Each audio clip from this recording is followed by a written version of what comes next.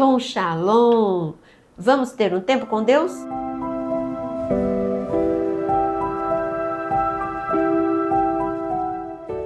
Eu quero te convidar a compartilhar esse vídeo com muitas pessoas e também a deixar o seu like. O nosso tema é a batalha espiritual. Essa batalha que não podemos ver com os nossos olhos físicos, mas nós sentimos o efeito. Quando nós olhamos para as mídias e lemos todas as notícias, sabemos que o mundo está em guerra. Nós temos a guerra da Rússia e da Ucrânia, nós temos a guerra em Israel, a ameaça de guerra da Coreia do Norte. E assim nós temos um mundo instável. No entanto, ninguém noticia que há uma guerra espiritual acontecendo. E por isso você fica distraído e não toma as medidas que precisa. Mas a Bíblia nos avisa sobre tudo o que devemos fazer para estarmos protegidos nos dias em que vivemos. Quando começou essa guerra? Eu vou fazer algumas perguntas e vou responder todas elas. Quando? Gênesis capítulo 3, por ocasião do pecado de Adão e Eva, Deus falou o que aconteceria com Adão, o que aconteceria com Eva, e Deus falou com a serpente. Em Gênesis capítulo 3, no versículo 14, ele diz: Então o Senhor Deus disse à serpente, por causa de você, do que você fez, você é maldita entre todos os animais domésticos e entre todos os animais selvagens. Você rastejará sobre o seu ventre, comerá pó todos os dias da sua vida. Porém, inimizade entre você e a mulher, entre a sua descendência e o descendente dela, este lhe ferirá a cabeça e você lhe ferirá o calcanhar. Uma guerra. Claro que aqui está escrito o que aconteceria na cruz do Calvário, mas a partir deste momento, uma guerra foi estabelecida entre o homem e as trevas, entre luz e trevas. Porque o porquê que as trevas entraram em guerra? Para te manter escravizado. E assim, quando eles vencem guerras porque não prestamos atenção que estamos em guerra, você, sem perceber, fica prisioneiro. Às vezes você fica prisioneiro de um vício, famílias prisioneiras de conflitos. Mas vamos continuar. E quando o que acontece? Qual é a intensidade dessa guerra? Você já viu quando ela começou? Qual é a intensidade dessa guerra? E se essa guerra tem um fim? Vamos ler em Apocalipse capítulo 12. O Senhor, ele deixou registrado para nós o que está escrito no versículo 12, Apocalipse 12, 12. Por isso, alegrem-se, ó céus, e vocês que habitam, ai da terra e do mar, pois o diabo desceu até vocês, cheio de fúria, sabendo que pouco tempo lhe resta. Ele sabe que pouco tempo lhe resta.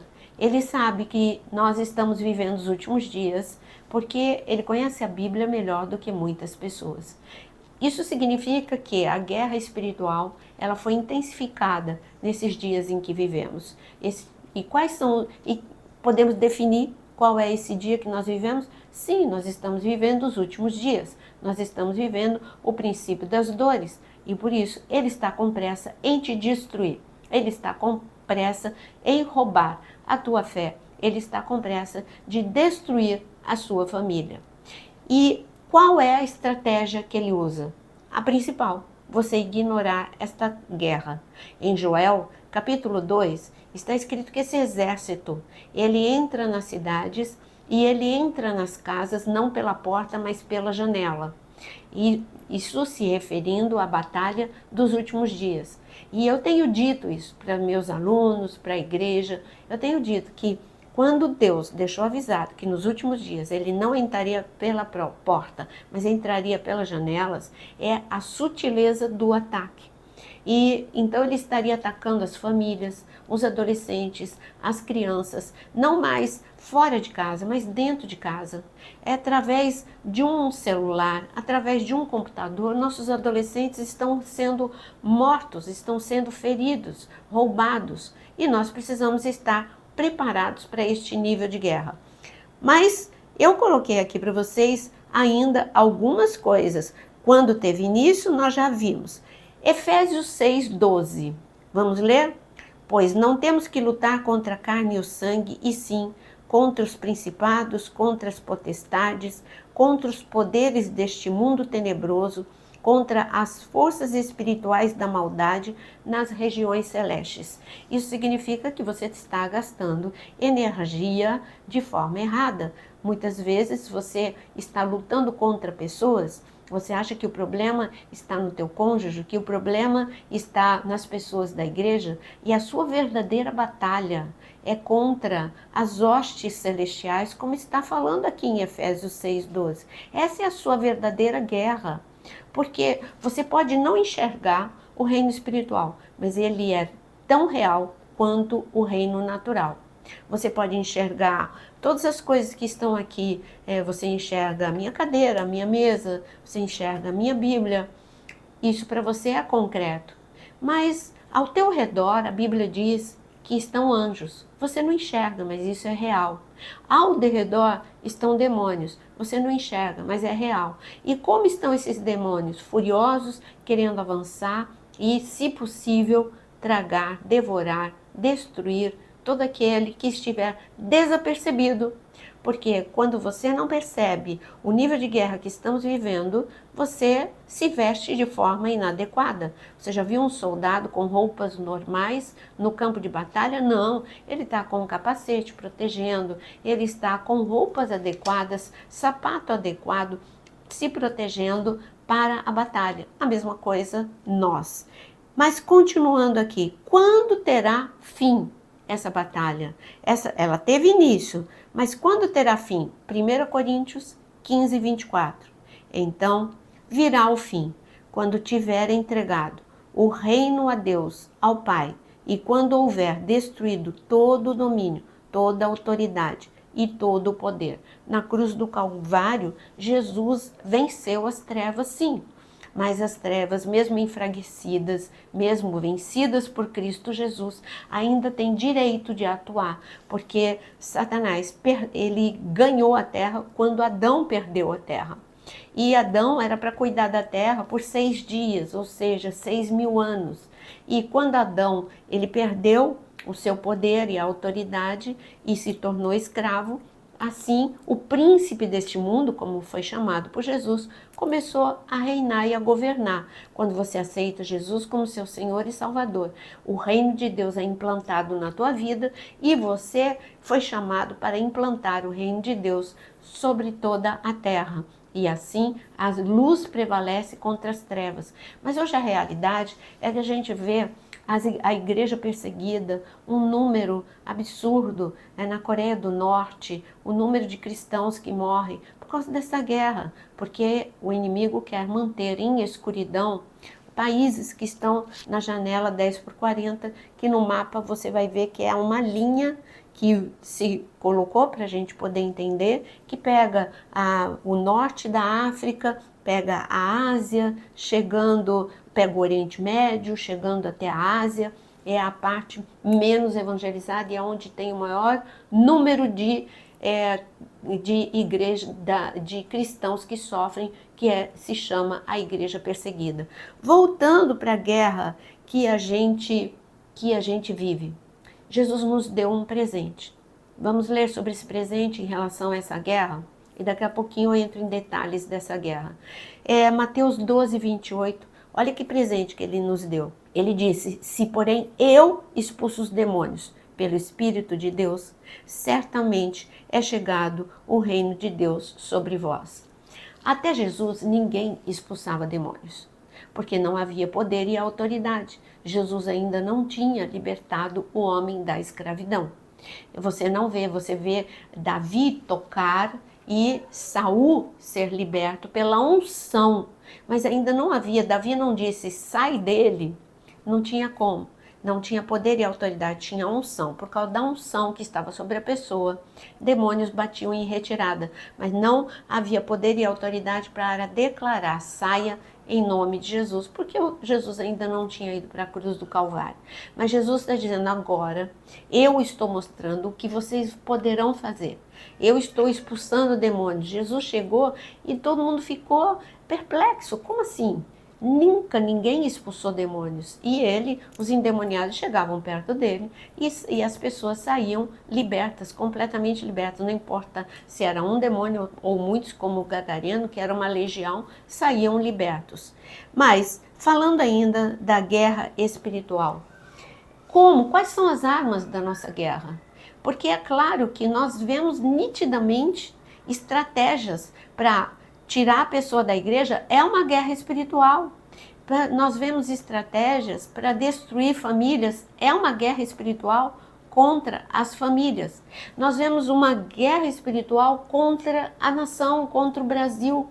O Brasil era sempre conhecido como um país pacífico, como um país, sabe, em que o povo era completamente pacífico mesmo. E, de repente, o Brasil, famílias estão divididas por causa de política. E de onde veio isso?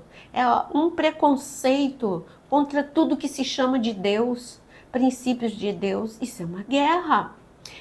Os nossos jovens, para eles terem princípios de Deus estabelecidos na vida deles, eles são tidos até como anormais, porque há uma guerra contra a mente, há uma guerra contra os padrões aceitos pela sociedade, há uma guerra contra famílias, para que casamentos sejam destruídos, para que as finanças sejam destruídas. E nós precisamos ter ciência de que isso não é por acaso que está acontecendo. É um nível de guerra jamais vivido antes. A Bíblia nos anunciou que o diabo sabe que pouco tempo lhe resta.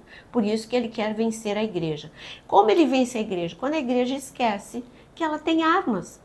Porque quando você esquece, teve uma guerra que só Jonatas e só Saul tinham arma. O povo estava com todas as armas embotadas. O que é a arma embotada? A arma não afiada, é a mesma coisa que nada. As armas não iam funcionar. Então ninguém tinha arma. Assim também no tempo de Débora, o povo estava sem armas. E por quê? Por que eles não tinham arma? Porque eles tinham esquecido que eles tinham arma. Eles já nem usavam mais a arma. E você vê, é claro que no tempo, no momento em que eu falei de Saul e de Jonatas, as armas estavam não afiadas, porque os filisteus, eles tinham sequestrado os ferreiros justamente, e também porque poderia se levar até aonde afiava as armas, era o terreno do inimigo. Então, ele tinha realmente dificultado que o povo tivesse armas disponíveis, por isso que o povo estava tão enfraquecido. E a mesma coisa você, Jesus te deu armas, mas se você não usá-las, se você não tiver consciência de quais são as suas armas, você vai ficar vulnerável nessa guerra. E as armas estão aí, mas você não tem ciência dela. A primeira arma, é lógico, está escrito em Apocalipse 12, no mesmo texto que você leu comigo. Está escrito, eles o venceram pelo sangue. Eles o venceram pela palavra do testemunho e pelo sangue. São duas armas. O sangue de Jesus tem poder. Você aplica, e como que eu uso o sangue de Jesus numa guerra? Você vê, eu estou fazendo pergunta o tempo todo, porque eu sei que é um assunto, como não tem sido dito, talvez você não saiba como usar. E como eu uso o sangue de Jesus como uma arma? Quando você está em oração e você fala, Senhor, nós estamos vivendo um tempo de perigo. Por isso, eu quero, como a mulher de Provérbios 31, a mulher de Provérbios 31 é um padrão de mulher que tem qualidades fantásticas. É um modelo de mulher, sim, uma mulher virtuosa. No entanto, não é só um texto para você aprender a ser uma mulher virtuosa. É um texto para a noiva de Cristo, a guerreira, a noiva de Cristo. Ela não usa só a roupa para o casamento, mas ela também usa a armadura do Espírito, porque nós estamos em guerra. Então, no livro de Provérbios 31, está escrito, no capítulo 31, está escrito que a mulher, ela não tem medo da neve, porque a sua casa está revestida de escarlate. O que quer dizer? A neve é o inverno é o tempo de dificuldade, é o tempo de escuridão, é o tempo de guerra. E está escrito, então, que a mulher e ela não tem medo do tempo de crise, porque ela cobre a sua casa com o sangue de Jesus, com o escarlate. E a mesma coisa que Raabe fez, que ela colocou o cordão vermelho na janela da sua casa e a sua família foi salva. O povo de Israel colocou no umbral da casa e assim o destruidor, a morte, não entrou nas casas. Não esqueça, o sangue de Jesus tem poder. Você pode colocar o sangue de Jesus e declarar: eu quero declarar o sangue de Jesus, aplicar o sangue de Jesus sobre a minha casa, sobre a minha família, em nome de Jesus. É uma arma. E ainda fala da palavra do testemunho, que é a própria palavra de Deus. Eu estou falando só da palavra e você vê que ela é uma arma para te despertar. É a espada de dois gumes. Mas ainda temos o que falar sobre essa guerra espiritual? Sim, o poder do sangue. E ele diz aqui, eu quero ler mais um versículo, 1 João 3,8.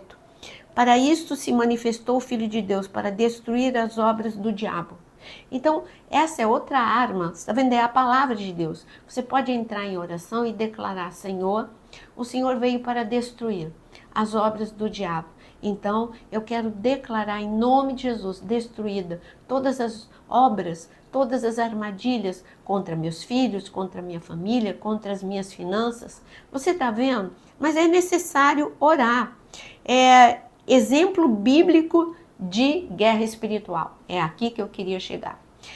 Nós temos Daniel, capítulo 10, no versículo 1, está escrito que no 3º ano de Ciro, rei da Pérsia, foi revelada uma palavra a Daniel, cujo nome é Beltesazar, e a palavra era verdadeira e envolvia grande conflito. Presta atenção. A palavra de Deus é verdadeira. E porque a palavra de Deus para cada geração é verdadeira e envolve grande conflito. Por quê? Porque o diabo quer impedir que essa palavra se cumpra. A palavra de Deus pode não ser cumprida? Absolutamente não. Pode não se cumprir na sua vida porque você permite, mas ela vai ser cumprida naquela geração. Vou ser mais clara com você. Tinha chegado o tempo de salvação para o povo lá no Egito. O tempo de sair do Egito. Essa palavra não seria cumprida? Poderia deixar de ser cumprida? Não. Mas poderia deixar de acontecer na vida de algumas pessoas? Sim. Assim, e dessa forma ficou. Nem todo mundo saiu. Algumas pessoas ficaram. Não ouviram a palavra profética do momento. A palavra profética do momento a libertação vai ser em algumas etapas. Haverá as 10 pragas, mas para que você, antes da segunda etapa, que é fora do Egito, você tem que sair e ficar na terra de Gósen, porque haverá grande conflito, enquanto o juízo de Deus estiver acontecendo na terra. Nós estamos vivendo num tempo igual. O juízo de Deus está acontecendo e você precisa estar em intimidade com Deus. Então já vimos que uma arma é a palavra, outra arma é o sangue de Jesus, outra arma é o poder do nome de Jesus. Quando você ora no nome de Jesus, há poder. E também você tem a arma da oração e do jejum. E aqui Daniel vai mostrar essa arma da oração e do jejum para gente. Então tinha um grande conflito, porque tinha chegado a hora daquela geração de Daniel sair da Babilônia. E é claro que o diabo ia querer roubar, destruir, fazer com que as pessoas esquecessem essa palavra profética. É isso, ele quer que você esqueça que é tempo, estamos vivendo os últimos dias, mas é tempo de restituição, é tempo de salvação, é tempo de libertação. E ele não quer que você lembre disso, ele quer que você só olhe para os problemas, para você ficar desanimado.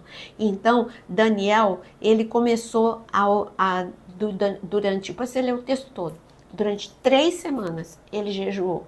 E depois de 3 semanas, quando se completou 21 dias, olha o que aconteceu no versículo 13. Mas o príncipe do reino da Pérsia me resistiu por 21 dias. Porém, Miguel, um dos príncipes, veio para ajudar-me e eu obtive vitória sobre o rei da Pérsia.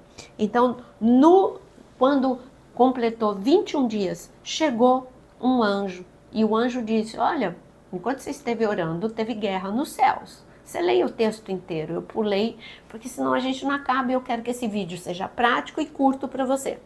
Então, Daniel, ele orou, jejuou durante 21 dias, parecia que nada estava acontecendo aqui na terra, mas estava tudo acontecendo no reino espiritual, e porque tudo estava acontecendo no reino espiritual, tudo aconteceria aqui na terra. Então, o que aconteceu no reino espiritual? Enquanto Daniel estava orando, anjos estavam guerreando contra demônios que não queriam que a resposta chegasse até Daniel. Interceptaram nos segundos céus. E então, Daniel perseverou, orou, mesmo que nada estivesse acontecendo. Ele continuou orando. Aí o anjo falou: olha, você enquanto você esteve orando, teve grande guerra. E eu estava lutando. E você não desistiu e Deus ainda mandou reforço, mandou Miguel para me ajudar.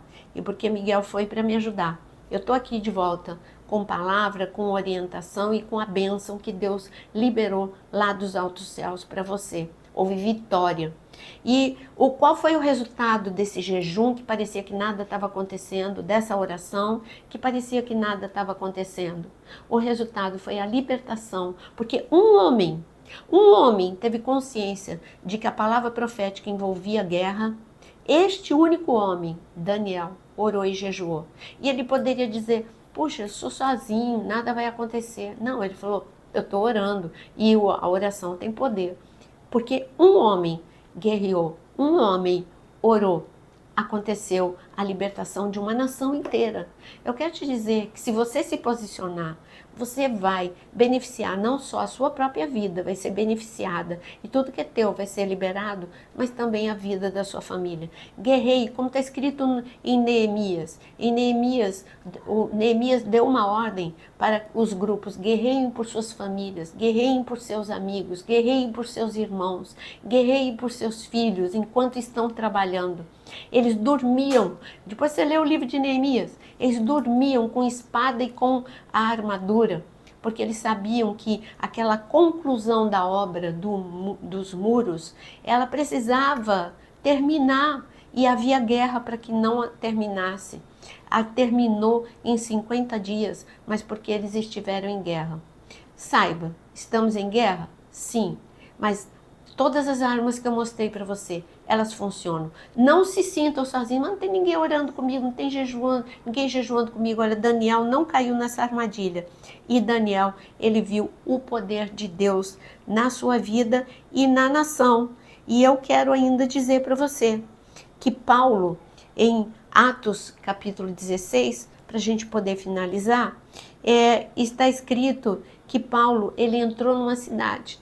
E ali a unção que estava sobre Paulo, quem olhasse o reino natural, só estava acontecendo, Paulo entrou para evangelizar, era só isso que estava acontecendo. Não, aquela cidade seria liberta, porque uma pessoa que carregava um demônio muito poderoso foi liberto só de chegar perto da vida de Paulo. Mas por que Paulo tinha tanta unção? Porque Paulo usava todas as armas que eu mostrei para você. Paulo orava. E porque uma pessoa que adivinhava, porque ela foi liberta, toda a cidade foi em cadeia, toda a cidade foi liberta. A cidade foi liberta, não só a atmosfera foi liberta, e todo mundo começou a se desfazer de obras, de livros, de feitiçaria. E foi só com uma palavra. Eu não vi Paulo falando: mas eu sou sozinho. Não, Paulo entrou e ele sabia que o poder estava sobre a vida dele. Então, a minha proposta para você: estamos em guerra. Vista a armadura do Espírito. Aqui no canal tem um vídeo só sobre a armadura do Espírito, que também vai te capacitar para essa guerra. Veja o vídeo, se capacite para essa guerra, guerreie por sua família neste ano, guerreie pela sua vida financeira, guerreie por aqueles que você ama, guerreie por sua própria vida. E eu quero dizer, a última arma para finalizar o vídeo, você sabe qual é a arma? A adoração. em 2 Crônicas, capítulo 20. O Deus falou para Josafá: olha, os inimigos são numerosos mesmo, mas a estratégia que eu te dou, adore. Enquanto você estiver adorando, você e o exército estiver adorando, eu vou colocar emboscadas. E assim foi. Enquanto Josafá e todos os sacerdotes estavam adorando a Deus, Deus colocou emboscadas.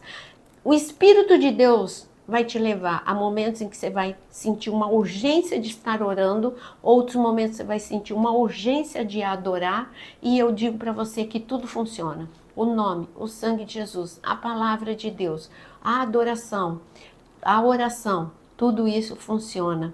E que você esteja equipado para vencer essa guerra. Você é mais do que vencedor em Cristo Jesus. E eu quero te dizer, estamos em guerra, se vista para esta guerra, se revista de poder e autoridade. Em nome de Jesus, que Deus te abençoe. E se esse vídeo te ajudou, compartilhe com muitos.